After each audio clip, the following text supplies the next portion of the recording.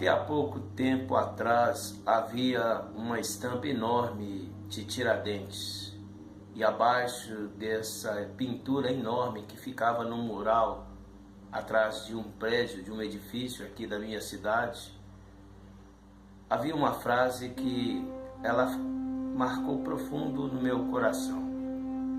E a frase testifica-se o seguinte: se todos nós quisermos, ou se todos quisermos, faremos deste país uma grande nação.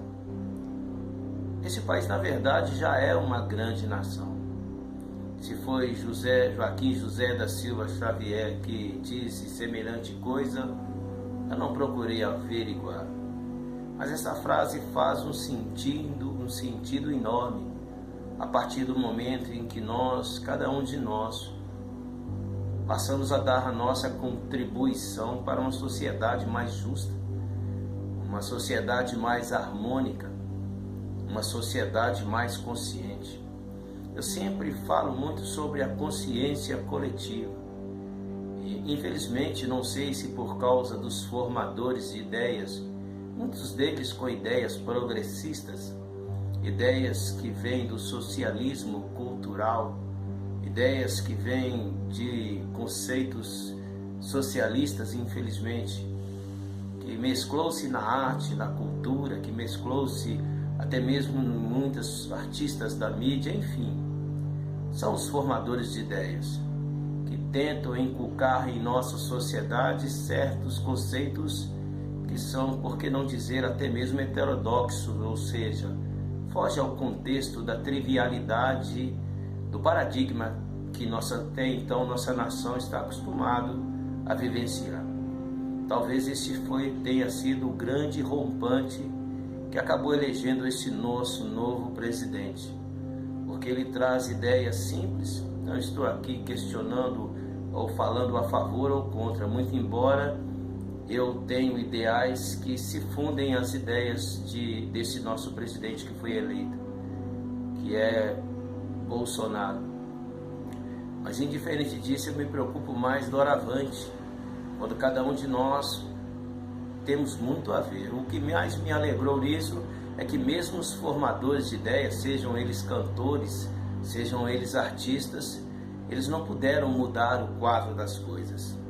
Chamaram as ideias desse presidente, ou chamaram ele de misógino, chamaram ele de racista, entre tantos outros pejorativos adjetivos ou pseudônimos que deram a ele. E entre todos, o pior deles que era fascismo. Por isso que no poema que eu coloquei antes deste vídeo, eu falei que nós, quanto brasileiros, nós não somos socialistas, nem tampouco de extrema direita. Nós também não somos um bando de gado, ficou claro, ficou evidente sobre isso. Rotularam este presidente chamado Jair Bolsonaro de tudo enquanto é adjetivo pejorativo.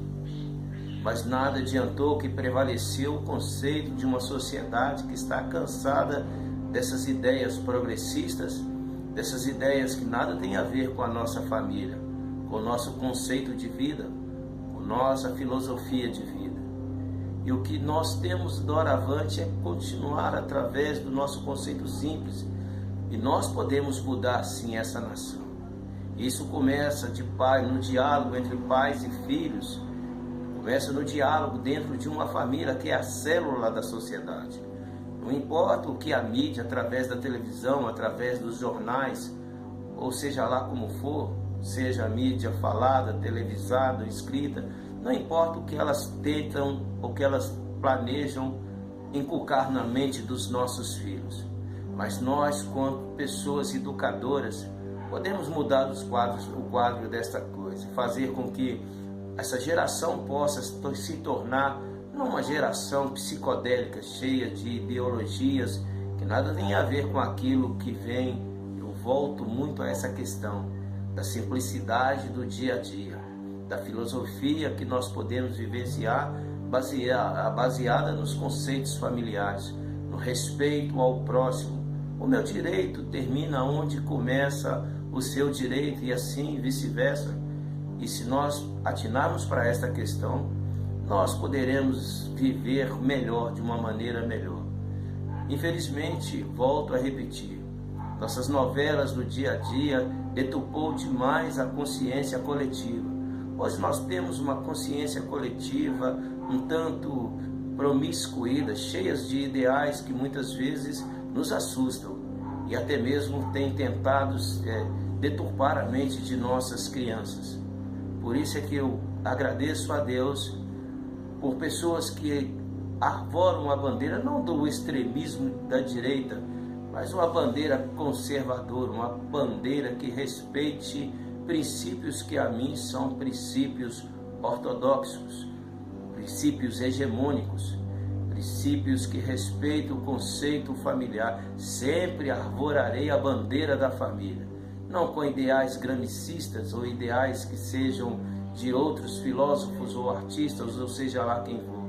O importante é que nós venhamos a buscar através dos ensinamentos que nos são profundos, profícuos, e eu não tenho como eu não pensar de outra forma se eu não balizar a minha vida nisso que está aqui.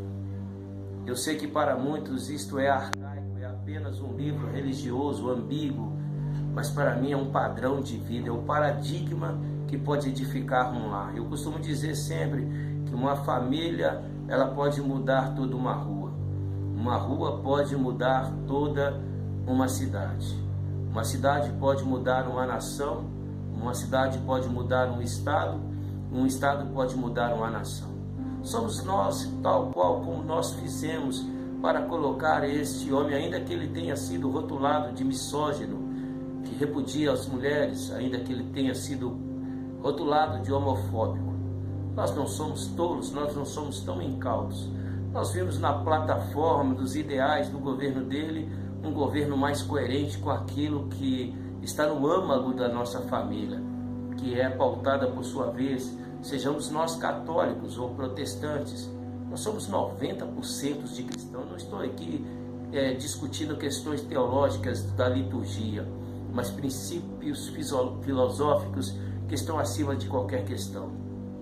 E já que uma das bandeiras arvoradas por esse presidente testifica-se no que disse Jesus Cristo, escrito por João, no capítulo 8, no versículo 32, quando Jesus Cristo disse: conhecereis a verdade e a verdade vos libertará.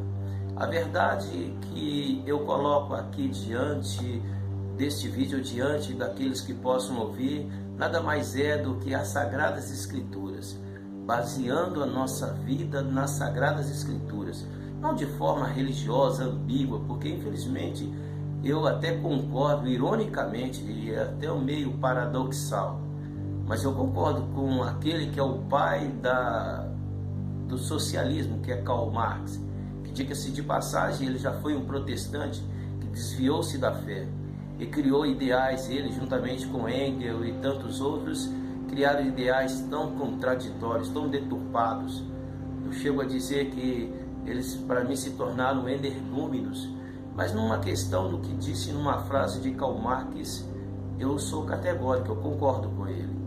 Quando ele disse que a religião é o ópio do povo. Eu sei que a religião é o ópio do povo. Em nome de Deus se mataram muitas pessoas. Contra o nome de Deus também se mataram muitas pessoas, ou morreram muitas pessoas, por causa da ganância, da ambição e da falibilidade humana, porque o homem é imperfeito. Mas esse livro, para mim, ele não contém a palavra de Deus. Esse livro é a palavra de Deus, e como palavra de Deus é algo que pode mudar a nossa sociedade. A religião é o ópio do povo, mas a palavra de Deus, que vem de Jesus Cristo. O próprio João disse isso logo no início do livro que ele escreveu. Falei sobre o capítulo 8, mas por que não lembrar do capítulo 1, onde testifica que ele é o verbo e o verbo se fez carne. Ele era Deus e habitou no meio dos homens. Na verdade, Jesus Cristo é a seiva da existência. Ele é o verbo vivo que se fez carne e habitou em meio aos homens. E o verbo se fez carne e habitou em nossas vidas, e através das suas palavras formou-se o paradigma que transcende seja qual for ideologias. Muitos filósofos se levantaram, criaram suas ideias, criaram seus conceitos, partiram e não puderam trazer transformação.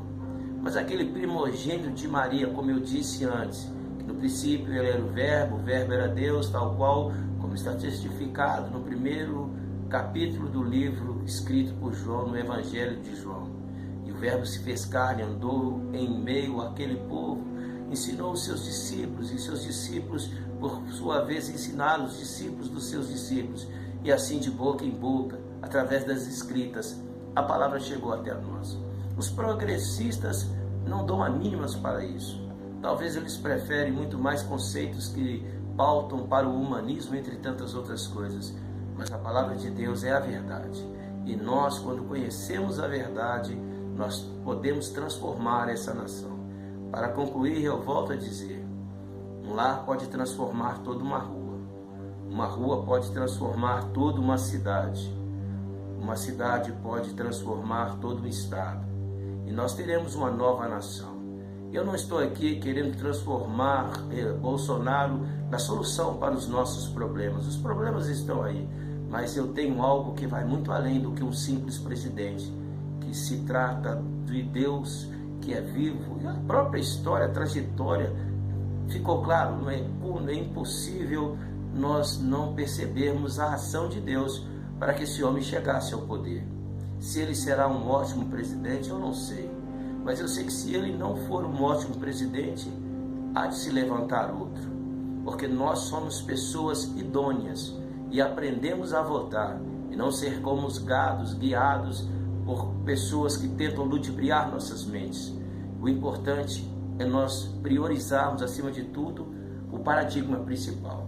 Se Gramsci, nas suas cartas no presídio, quando preso por Mussolini, tentou deturpar a mente de artistas, ele acreditava que através dos ensinamentos, não pelas armas, mas através da cultura, entre tantos outros, através do mundo, do campo das ideias, haveria de transformar e implementar o socialismo.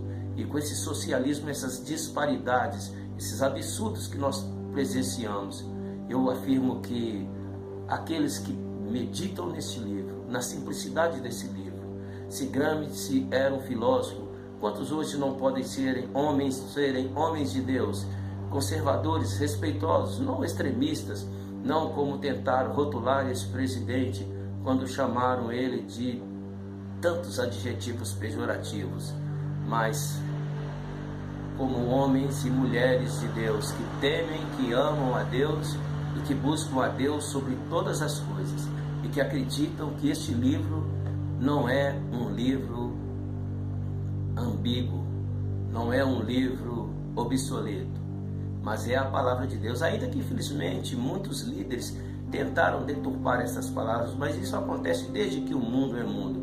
Sempre haverão aqueles que tentarão deturpar, dirimir os conceitos sagrados, os conceitos cristãos, mas Deus haverá sempre de levantar homens e mulheres determinados a meditar sobre esse livro dia e noite, e assim educar os seus filhos e os filhos dos seus filhos, e nós teremos uma nação cheia da graça e da misericórdia de Deus.